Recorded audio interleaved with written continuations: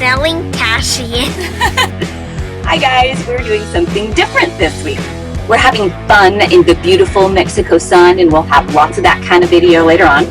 But past few episodes, we've been talking about a broken water maker. So we thought we'd take this time to do an overview of what happened and how it got fixed. And we're also going to do a non-sponsored review of our Rainman Watermaker.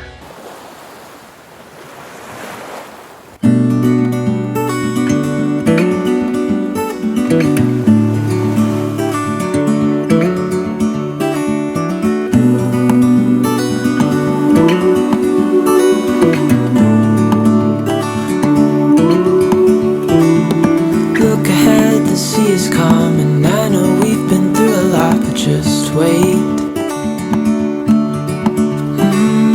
Wait for better days to come and carry us like wind in our sails.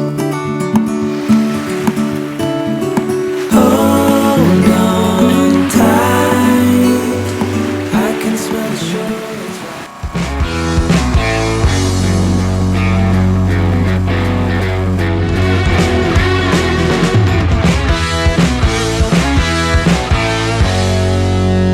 Our goal is to help people save time, money, and headache. But I'm going to let Hal take the helm on this one since he is our technical guru on Tashi. So take it away, Hal. Okay, how was that? Get out of here. Get out of here. First of all, I'd like to tell you what model we have of Rainman. It's the AC unit, powered off on a generator or your inverter, and the high output membranes. Okay. We purchased this because we like the idea of not having to haul the boat out, put another hole in the boat to install a permanent water maker system. We thought we'd try this. It was cost saving and it's had pretty good reviews. So we gave it a try. We've used it 5 times. But we're down to half a tank now, so we thought this would be a good idea to try out our portable water maker. The full-size membranes you can get anywhere, and it produces 36 or 37 gallons per hour. That is our high-pressure compressor. This hose over here is the raw water intake. You just put it over the side. It's going to take seawater, bring it in here. We're going to run it through our high compressor. All the brine, unused salt water, the real high concentrated salt water will go out of our brine tube. And all our fresh water will come out of here and go into our tank. Slowly, for the first time, I have to take a whole minute to get it up to pressure, so I don't damage the membrane. I want to get it up to that green right there. It's 750 to 850 psi. Hey, here we go. We have water now. We got water! Woohoo! Oh. This was an epic trial run and everything was working perfectly. If you want to see more of Bahia Magdalena, check out episode 26. Unfortunately, things began to go downhill the next time we tried to use it. Some of the previous videos, we've talked about how the water maker failed on us. We were up in Evaristo, Mexico, on anchor, and we started making water. First of all, the first 2 times we used it was perfect. I mean, it worked perfect. Third time we used it, we couldn't build up pressure. And that's all the way up. And it's struggling. If I raise it, try to get the pressure up to where it's supposed to be in the green, it will not function.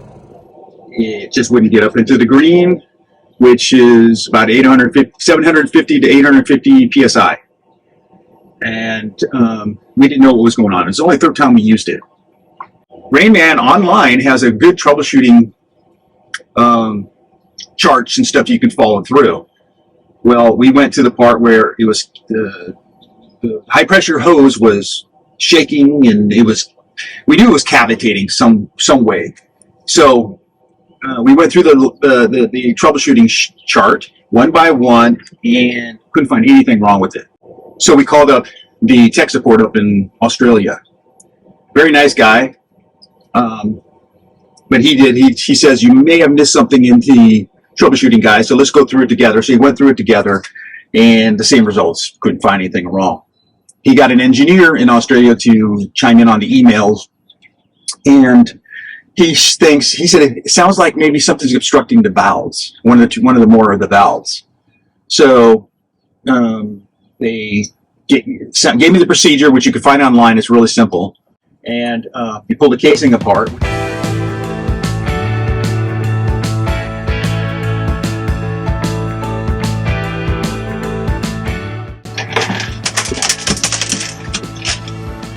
That's why I don't care. Just in case they get lost, so you don't have to remember how many you put back.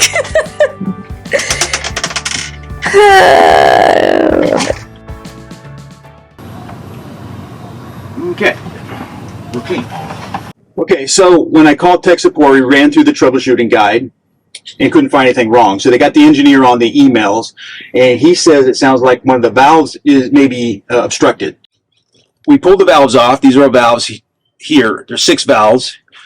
And we found, I think it might have been this one, we have pictures that had a hard plastic piece in the valve area, but it wasn't obstructing anything. So we checked all of them. Everything was good.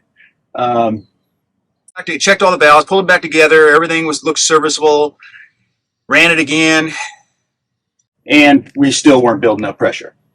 So they didn't know what was going on. So they said, you need to contact a Rainman Watermaker repairman.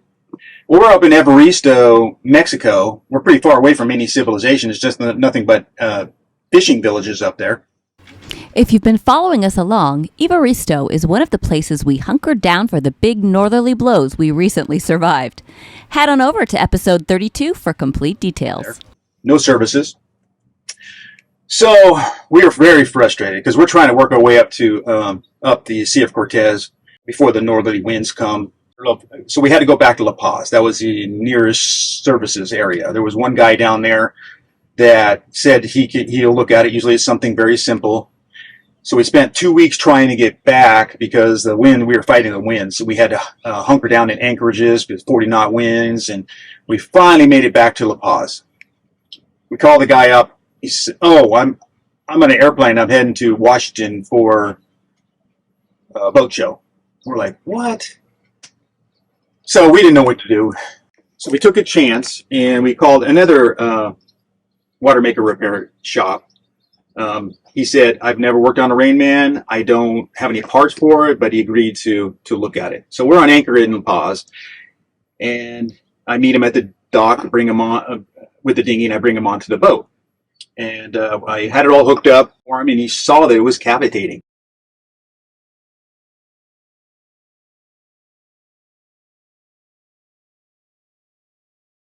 And he asked me if we can remove the casing. So I removed the casing from him, and immediately, as we were running it, he grabbed this thing here and he turned it with 2 fingers. It was turning. This is the high pressure relief valve. It is calibrated at the factory. It has a lock nut under here so it doesn't move, but it vibrated loose after 2 uses. He knew right away what the problem was. It wasn't building pressure because this thing came loose and it was just bypassing the high pressure pump. And it's designed to save the pump in case the pressure gets too high, but it actually got low and started cavitating the pump. So he knew what the problem was, but he was concerned that maybe we damaged the packing seals. So he pulled this off, which is really easy, and there's a real easy procedure on how to do this that Rainman supplies. But he pulled this off, and yes, because it was cavitating, it did damage some of the packing seals. And then here comes the next problem. He didn't have any parts for it, but he says, "This is a pressure washer motor. To pressure wash cars and everything." But he says it's a good one because it's all stainless steel. So Rainman didn't skimp on the quality of the parts. I'll have to give him that. And he says, "I can fit this." He had seal kits that pretty much the same diameter and everything, exact diameter. But it was $300 for the kit. It's like double of any seals you get in the United States because they have import tax and everything is really expensive. So the seals itself just cost me $300. But he was able to replace everything, get it going, and then we put it back together and it worked perfectly. We've used it twice since. Works perfectly. That is some good flow right there. The next thing happened is is we're getting ready to cross oceans.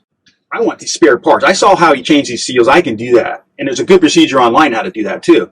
So I wanted replacement packing seals. So I called the dealer in Southern California. I'm not going to name names, but he says, oh, I just sell these. I've never ordered parts like that for anybody. Call Chris. Here's a number to call Chris in Florida. And I'm getting this name also from Australia, and the dealers in Southern California. Call Chris. I call Chris. He says, oh, yeah, the dealers should be trained on how to get these parts and the seals to you. He said, but, you know, he was glad to help me. He was a real nice guy, very knowledgeable. And so I was able to buy the kit from him, have the spares, and went across in the ocean. If this thing doesn't, if it goes out and needs to be replaced, we have the parts, and I could do it. It comes with a special tool in the kit, too, to do it. I don't blame the WATERMAKER at all. It's been perfect. This relief valve coming loose was a quality control issue at the manufacturer. Somebody that day was sleeping on the job or something. He needed to tighten up this lock nut, which cost me $600, $300 labor, $300 for the parts, total of $600. We missed out on the cruise up to Sea of Cortez because the winds came after all this. And the dealers didn't know how to order parts. Communication and training can greatly improve the support for this machine, for this unit. I would like to ask Rainman to add this to their cavitation part of the troubleshooting. If it's locked, it's not that. If it's loose, that's the problem. Just add that to your troubleshooting guide. It would save some people some money and frustration. Now, this may be a rare problem because I talked to Chris. He says, I only know this happening one other time. But still, I mean, that's 2 times now, at least that we know of. You just add this to your troubleshooting guide. It would have saved me so much time. We would have been able to continue our cruise up the Sea of Cortez. So it was very frustrating. Anyways, Chris was able to get the part number for me and for the seal kit. He sent them to San Diego, and then we shipped them down to Mexico. No problem. Chris is the go-to guy. I'm not going to give his number out because I don't have permission to do that, but maybe offline if somebody needs some help. But I just wanted this whole video to possibly save somebody some frustration and some money on something so simple that the Rainmaker company couldn't help me with. So I hope this helps somebody. I know SV Miko was interested in the final outcome of the WATERMAKER, and we've had some other comments too. So I'm hoping this helps somebody. Do I recommend this unit? Okay, so now for the review part of this video. We're going to do just an overall review, list some pros and cons, and talk a little bit about each one of them. So we're going to just list off the pros and cons that we came up with in our use of the machine. So first, let's start with the pros. One pro is the overall initial cost, right? So with this, you're paying for the equipment, but if you choose not to install it, you're not paying for the installation. And if you choose not to install it, you're also not paying for the haul out and the hole in your boat, and then putting yourself at risk. Every time you put a hole in the boat, there's a risk that something could happen to it. The second pro that we came up with is the ease of use. It's very simple to use. Instructions are very easy. Even I can do it. You know, just plug it in here, this hose goes in here, and they only fit one way, and then you hang it over the side. One side for the brine to go out, and the other side for the intake, and then you got your white hose for your fresh water. It's super simple. Good design. It's also very easy to maintain. Getting to the filters to change the pre-filters are easy. I even changed the impeller once, thinking that might be a problem. That was easy. The membranes are interchangeable with other brands, so that's a pro. And it's actually really light. Even I can pick it up and help carry it around. Well, I wouldn't say that. I wouldn't say it's actually light. It's not so heavy that I can't pick it up. And the third pro that we put on here was the quality of the unit. The parts, even the WATERMAKER repairman came out and says the quality of the parts is good. It's all stainless steel, high pressure pump. Everything looked to be pretty quality, so we're happy with that part of it. and it's high output, which is Yeah. nice in a portable unit. We get on average between 30 to 35 gallons per hour, which is pretty good. All right, you want to go to the pros? The cons? Yeah, let's go to the cons. You may not be able to use this unit while you're sailing or motoring, because as the boat moves through the water, it creates air bubbles. And you do not want to suck up air into the high pressure pump. It will cause it to cavitate, and it could do some damage. However, we have seen other sailing videos where they have used this unit on the move, and it worked just fine. We have not done it. The company does not recommend it, but next year we're going to be crossing down the Pacific, South Pacific, and we're going to be out in the water for like a month. And we're going to need to make water. Do we want to stop, heave to, and make the water, or we want to do it as we're moving? We are probably going to have to test that one out, and we'll get back to you on that. But right now, the company does not recommend doing it, but I have seen it work. And con number 2 is the dealer and manufacturer communication and support. That was the most difficult piece of this journey for us, was trying to find out where to go for what. It took a lot of communication back and forth. The dealer was supposed to know something that they didn't know. That overall communication was really hard. At one point in time, we just really felt like nobody knew how to help us. But we did get help eventually. I think they need some training and to help us out here, so we don't have to be calling all the different people trying to find the one person that knows how to get us parts. Okay, the troubleshooting guide online, it's really good. I mean, they did a good job. I mean, it runs you down the line step by step. Whatever the symptoms are, you just go down this line, pick that symptom, and follow the troubleshooting guide. I think, and I'm hoping somebody in Rainman may watch this video, add the high pressure relief valve to the troubleshooting guide in the portion where the cavitation portion, or the high pressure hoses vibrating excessively. It takes 2 screws to pull off the cap, reach in there with 2 fingers, and if it's loose, you know what your problem is. It would save so much frustration and money and time that we will never get back. Just to add that to the troubleshooting guide. Or at least when they call the tech support, that's something that they refer to. Because the engineer didn't refer to that. The tech support guy didn't refer to that. Even hint at that. And they had me going in circles that when they could have just been such an easy fix. So please, Rainman, add that to your troubleshooting guide. As rare as it is, if it's rare, what they're telling me, as rare it is, it's just save one person some frustration. If it's happened twice, it's going to happen a third time. Well, that's twice that he said it happened one time, but who knows? Yeah. You know. The last thing that we have on our list is both a pro and a con, and that is servicing of the equipment. And here's why it's the con piece, is when we thought we were dealing with something very specific to Rainman, no one could service it. Nobody knew about it. We had to find someone Nobody with had parts Rainman. for it. Nobody had parts for it. Yeah. Nothing. That when we finally opened it up and got the information that it was a pressure washer pump, that opened up the world to us. So that's something that we can tell people now. If we ever have another issue, we can tell them that it is a pressure washer pump. That way, I think we a can... high quality one, but Yeah. but at least if we're going to be traveling around the world, and if there's no dealers or services, we might be able to get somebody to help us out, knowing that it's a pressure washer pump. Yeah. Yeah. So it's both a pro and a con. But the best pro that we found is Chris in Florida. Yeah, he's the go-to guy. Everybody in Australia says call Chris, and all the dealers here in America call Chris. Poor guy. I think the dealers need to be get a little more training, because Chris can't be solving everybody's problems. But he is a go-to guy. I'm not going to give his number out because I don't have permission to. But if somebody wants to reach out to me and they having troubles with the dealers getting parts and stuff, I can get you Chris's number. Just to wrap it all up with a big nice bow, would we recommend this product for other people? Even with all the frustrations we went through, this machine is a quality machine, and it wasn't the machine's fault. I like the machine. I think it's got some really good potential. We've only used it 5 times. We're going to do a long-term review on it, but right now, do we recommend it?